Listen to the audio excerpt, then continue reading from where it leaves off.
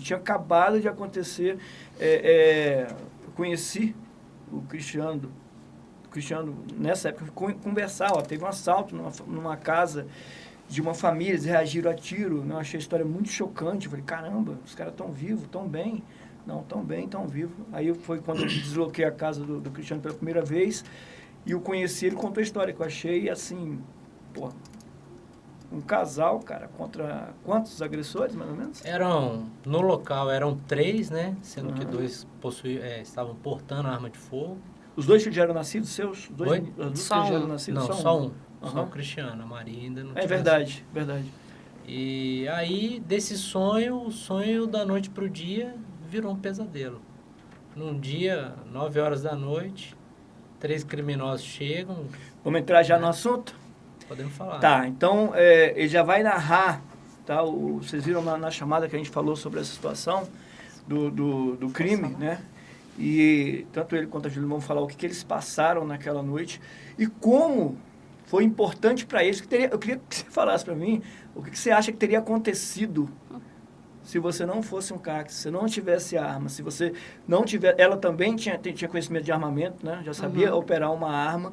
Então, muito importante, eles moram na mesma área, exatamente a mesma, onde nasceu aqui em Brasília um cidadão, nasceu por crime, né?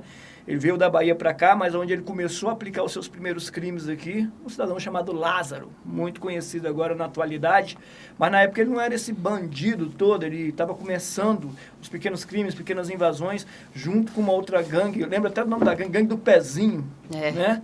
Que era uma gangue de pequenos furtos ali, e Morada dos Pássaros, Incra, Braslândia, então é dessa época. Então, vamos lá, conta a tua história, como é que foi isso aí, desde o início, o começo do dia, como é que se desenrolou essa situação?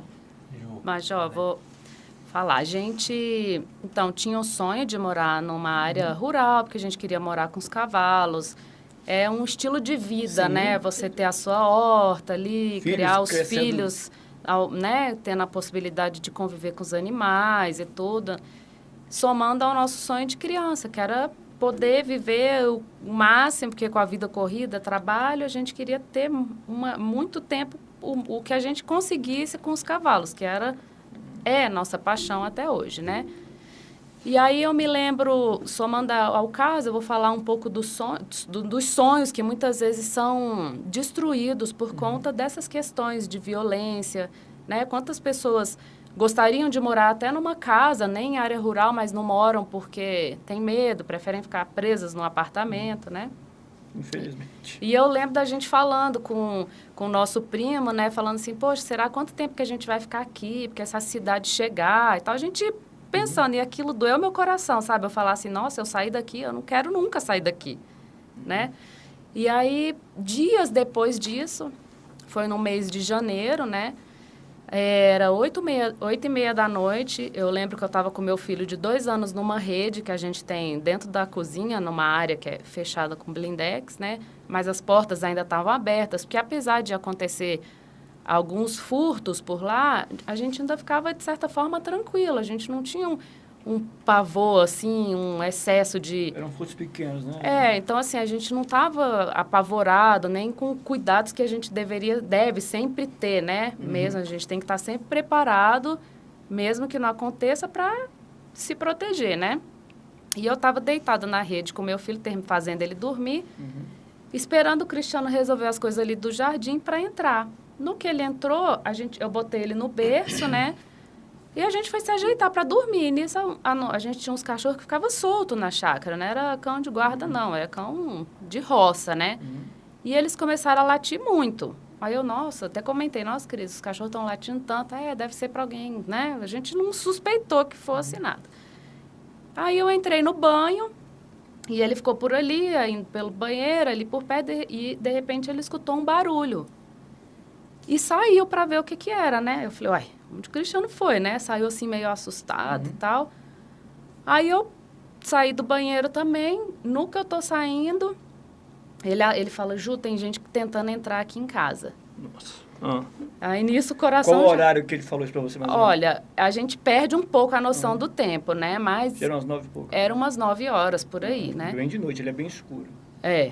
E aí ele foi voltando lá para ver a situação, né? Aí eles estavam quebrando uma janela, porque era uma área lá da nossa casa, que a gente teve que reformar a casa, né? E era uma janela antiga que a gente tinha deixado lá para poder... Pode continuar. Tinha um projeto de esticar a casa, então era uma janela meio emperrada, velha, não tinha grade, era de vidro. E eles quebraram o vidro e estavam tentando abrir a janela para entrar dentro de casa mesmo, né? E aí, no que o Cristiano saiu do visual deles, eles começaram a ameaçar a gente. Não reage, senão a gente mata vocês e tal. Quando o Cristiano saiu da visão deles, eles atiraram. Né? E aí, nisso, como a gente estava preparado, você deixava o armamento assim acessível, né? Porque também você ficar com a arma dentro do cofre, até que você destrava o cofre e tira o segredo, você morreu, né? A gente estava... As armas, elas ficam... Quando a gente está, elas ficam em lugares seguros, que as crianças não têm acesso, mas a gente tem facilidade de acesso, né? Quando a gente não está portando, como nessa ocasião a gente não estava portando, né? A gente estava se preparando para dormir. E aí a gente teve a condição de reagir a essa agressão deles, né? Você chegou a ver armas deles, eles chegaram a atirar. Como é que foi essa mecânica? Do nosso quarto para o closet, onde estava a janela e onde estava acontecendo a invasão, né? Eu tenho uma porta, a hora que eu fui passar na porta, assim, o cara tava com meio corpo, meio dentro da residência já. Pra gente ter uma ideia de como é isso no Brasil, né? Os caras chegam numa casa à noite, arrombando, quebrando e invadindo. Ou seja, qual a mentalidade desse cara? Eu vou invadir isso aqui, o cara que tá aí, ele não tem nada. Ele já foi desarmado. Ele já tem a certeza que não vai ter nenhum que o cidadão não reagir. Ele tinha eu tenho certeza, assim, a impressão que passa é que eles estavam entrando com tanto ímpeto, assim, chegando arrombando a casa, e não reage, que eles tinham praticamente uma certeza absoluta de que a gente jamais poderia se defender. E pelo menos não com uma arma de fogo, né? E a distância entre Chegou eu e você aqui. Nós ficamos assim, nós ficamos olho no olho aqui. Olho no olho, cara. Tu imagina a situação do cara entrando na tua casa e você... E eu e ele separados por uma parede e a janela quebrada. E assim, os vidros da janela quebrada, né? A gente tinha treinamento de tiro, né? Como manusear arma. Tanto você quanto ele, graças a Deus. Graças a Deus, mas a gente não tinha a vivência. Um treinamento assim de defesa residencial, que isso é um grande foco nosso hoje, né? Porque uma coisa é você ficar na frente do alvo atirando, outra coisa é você submetido a um estresse, você conseguir reagir com filhos, com o marido, com fogo amigo. Então, aí teve um momento... Assim, eu não sei dizer quanto tiro a gente deu, eu só sei que no final, assim, num certo momento eu peguei nosso filho... Que arma você estava usando? Você sabe o modelo, né? Uma 9. 9 milímetros. Pistola. Pistola. Eu fui pro banheiro com o nosso bebê, que tinha 2 anos, né? Era armado. Um bebê, e o Cristiano ficou lá, né? E eu só escutando, né? O pipoco de lá e de cá. Peraí, tu pegou, vamos lá. Quem começou a atirar foi o Cristiano ou foi você? Foi a Juliana. Foi a Juliana. Me explica... Porque no primeiro momento, o Cristiano foi pegar o filho e botou num corredor. Eu não tive essa iniciativa. Eu fiquei tão desesperada que eu quis ir logo... Porque eu vi o tiro, né? Aí, depois disso, eu falei, não, Cris, não tenho condição. Vou ficar com meu filho. Porque se ele levantar e sair, né? Ele estava dormindo. Nossa. Ele não acordou. Mas você ficou com a arma ainda? Não, aí ele... Porque a gente tinha essa curta e uma longa. E a longa estava no quarto. Você passou a arma para ele, então? E fui pro banheiro com o celular. Nisso, a polícia não conseguia achar o local, eu não conseguia ligar. Já falar disso agora, daqui a pouquinho. E aí foi tiro demais, assim. No final, tinha muito estojo, tinha... tiro entrou dentro de casa, quase pega nele, bateu no armário e ele sentiu até coisinha de madeira caindo nele.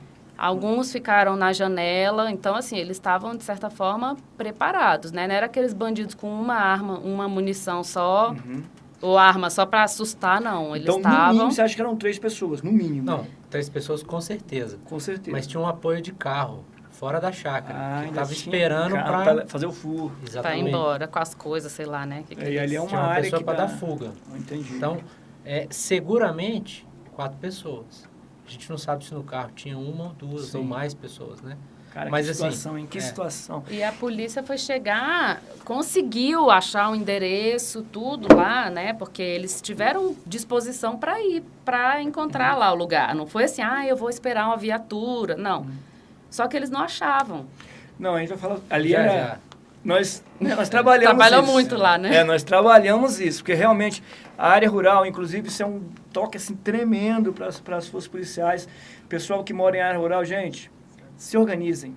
Organizem um sistema de comunicação entre vocês, principalmente, ok? Ideal que todo mundo se torne CAC, atirador, porque uma área que é sabido pela bandidagem, que tem muitas pessoas armadas e organizadas com uma comunicação boa, o bandido é igual água de rio, ele evita o caminho mais difícil. Então eles vão evitar isso aí. Mas vamos lá, continua. Tá, aí, Juliana, tu pegou a criança, foi pro banheiro. você continuou o confronto. E ela dentro do banheiro, mas fazendo acionamento policial. Eu ligando, sentei no chão com ele assim e fiquei ligando. Se trancou lá e... E só gritando, tudo bem. E ouvindo tiro. E ouvindo tiro. Eu falava, gente, isso não vai acabar. Pô, imagina a tua cabeça, hein? Porque você não sabia o que estava acontecendo lá de fora, né? Não, aí eu gritava e ele, tá tudo bem, tá tudo morto. bem. Não, ele respondia. Eu dava uns gritos lá, quando parava o pipoco, aí ele respondia, né? Uhum. E aí, agora você, vamos lá. Tomou a ação, como é que foi essa parte sua do confronto? Se cobriu, tinha um lugar para você ter segurança dentro da sua casa ali? Você me perguntou no começo, né, como é que foi essa ligação. Então, desde criança, aquela questão com armas e tal, e eu servi o exército como oficial de saúde, como dentista, né? E no meu primeiro TAT, teste de aptidão de tiro, eu tive uma nota muito boa. Aí a gente tinha um capitão lá que organizava a equipe de tiro do batalhão. Ele falou, eu queria conversar com você aí no final do teste, né? Me chamou e tal. Eu tive a oportunidade, pelo Exército Brasileiro, de viajar ao Brasil aí competindo. Tiro de pistola. Então, beleza. Já era competidor. Então, assim, por que é importante falar isso? Porque você me perguntou, como é que é? Você abrigou? Não. Cara, eu fiz, o tiro que eu competia era em alvos fixos, tiro de 10 metros, 5 tiros, 5 segundos. Com pistola 9. Então, o que eu fiz, que eu reparei que eu fiz, foi exatamente a posição de tiro que eu fazia lá. Que deve ter sido a maneira que eu mais atirei na vida. Ou seja, memória. O cérebro tinha um caminho construído. O que é muito importante, treinamento. Porém, aquele treinamento é inadequado para aquela situação. Porque, assim, para quem quer se preparar para isso, deve se preparar adequadamente para esse tipo de situação. Uma coisa é você enfrentar um alvo de papel que não te revida tiro, né? Outra coisa é você enfrentar uma situação de confronto armado. Sua esposa e seu filho, né? De cola ainda. Imagina a tua Não, cabeça hora que, no momento. Você vê a coisa, assim, a primeira coisa que você quer fazer é aquela instinto assim da prole, né? Proteger. E a reação, e aí entra outra questão, né? Usar os meios necessários moderadamente. Puxa vida, essa palavra moderadamente não combina com esse momento. Não dá, não tem Não combina porque, assim, tudo foge do controle. Você pode treinar se você o tivesse máximo um que você fuzil, tinha aplicado de fuzil. Sim. Né? Não, se tivesse um canhão, você atirava de canhão. Você quer que aquela situação se desfaça o mais rápido possível, porque é uma situação que, assim, você pensa, caramba, esse bando de gente aí gritando... Não sei quantos são, os gritos eram assim, não reage que eu vou te matar, vem aqui fora que eu vou te matar. Era o tempo inteiro, assim, esses gritos, né? Você não sabe se tá drogado. Vou te matar.